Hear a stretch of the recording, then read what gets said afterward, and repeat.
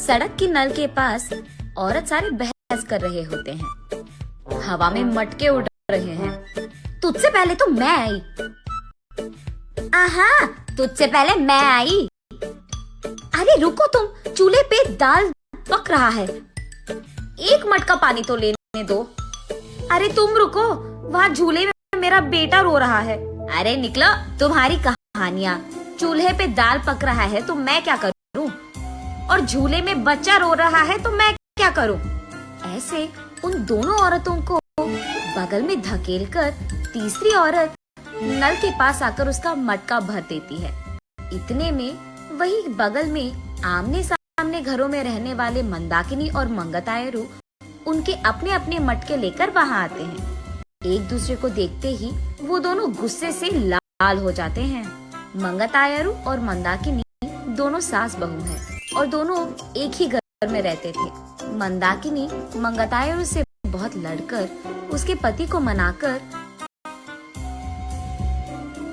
अपनी सास के घर से बाहर आ जाती है। दोनों का अतीत उनके सामने आता है। एक मटका पानी लाने के लिए इतना नाटक करती थी। जब भी कुछ काम बोलूं, यहाँ दुख रहा है, वहाँ दुख रहा है कहती थी।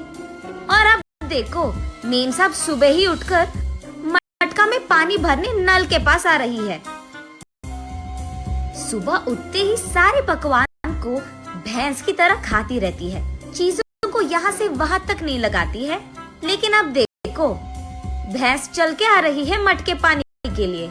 ऐसे एक दूसरे को कोसते हुए वो दोनों नल के पास आते हैं। सबसे पहले मंगतायरू पानी के लिए उसकी मटका नल के नीचे लगाती है।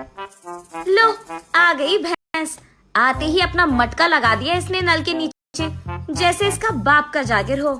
ऐसे उसका मजाक उड़ाकर मंगतायरू की मटके को एक जोर का झटका देती है। बस मटका ऊपर उड़कर नीचे गिरता है। बाप रे, कितनी घमंडी है ये। मेरे ही बेटे के पैसे खाते हुए मुझे भैंस कह रही है, और ऊपर से मेरे ही लड़के को लात मारा तुमने। ऐसे कहते हुए मंदाकिनी की मटके को भी जोर का झटका देती है। मंगतायरू, मैं तुम्हारे बेटे के पैसे नहीं खा रही हूँ, तुम ही मेरे पति के पैसे खा रहे हो। मेरे सारे बनाए हुए पकवान को सुबह से रात तक खाती रहती है तो भैंस की तरह ही दिखेगी ना। भैंस कहीं की मेरे ही मटके को लात मारती है। कितनी घमंडी है तू। मटके को ही नहीं, अगर मेरी सटकी ना, तेरे को भी मारूंगी, समझी? हाँ, जरूर मारेगी। इतनी घमंडी जो है। मेरे बेटे को मुझसे दूर कर दिया तूने, मेरे घर से उसको निकाल दिया तूने, और अब मेरे ही घर के सामने रह रही है। सिर्फ तेरे बेटे को ही नहीं, तुझे भी तेरे घर से निकाल दूंगी, समझी? मुझसे पंगा लेगी ना, ऐसे ही होगा। तू तो जरूर करेगी। घमंडी औरत, बंदर मुंह वाली कहीं की। तुझे देखकर ऐसा लगता है कि भैंस को कपड़े पहनाए हैं, और तू मुझे बंदर कह रही है। भैंस कहीं की मुझे भैंस कह रही है, मुझे बंदर कह रही है।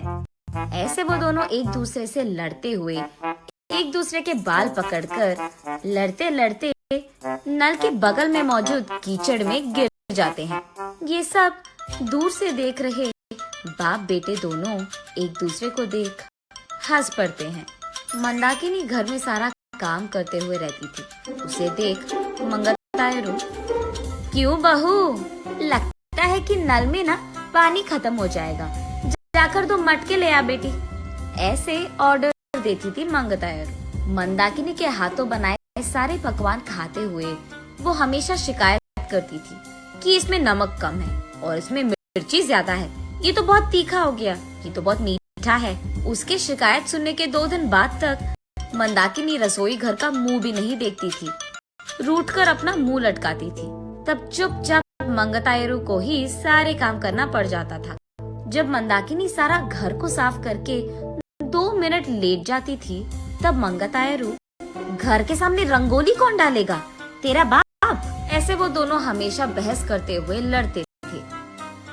संदीप ऑफिस से लौटते ही एक तरफ मंगतायरू और दूसरी तरफ मंदाकिनी दोनों उसको शिकायतें खूब सुनाते थे। ना अपने बीवी को बोलता था और ना ही अपनी माँ से कह पाता। अपने आप में बहुत निराश हो जाता था संदीप। बहुत दिन देखने के बाद अब उसके पास ताकत नहीं था।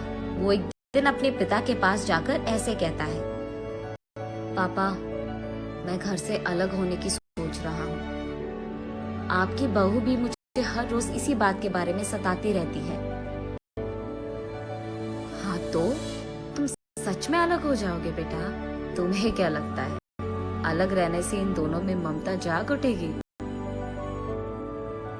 ममता और प्यार भले ही बाहर ना आए, लेकिन इन दोनों को इतना तो समझ आएगा कि एक दूसरे के बिना अपने अपने घरों में अकेले रहते हुए सारे काम अकेले करते हुए कितना मुश्किल है। अब दोनों को समझ में आना है ना पापा कि अलग रहना कितना मुश्किल है। ऐसे कहता है। हाँ ठीक है, तुम्हारी मर्जी, लेकिन अभी कहाँ जाओगे बेटा? मैं कहाँ जाऊंगा, हमारे घर के एकदम सामने जो घर है उसमें किराए पे रहूंगा। ऐसे बाप बेटे दोनों ऐसी योजना बनाते हैं जिनसे सास बहू अनजान है। इन दोनों को सबक सिखाना तो छोड़ो, एकदम पागलों की तरह लड़ रहे हैं ये दोनों। ऐसे कीचड़ में गिरे सास बहू को देख उनके चारों ओर मौजूद सारे गांव वाले जोर जोर से हंसते रहते हैं। अब इन दोनों इसके बाद क्या करेंगे ये हम अगली वीडियो में जानेंगे।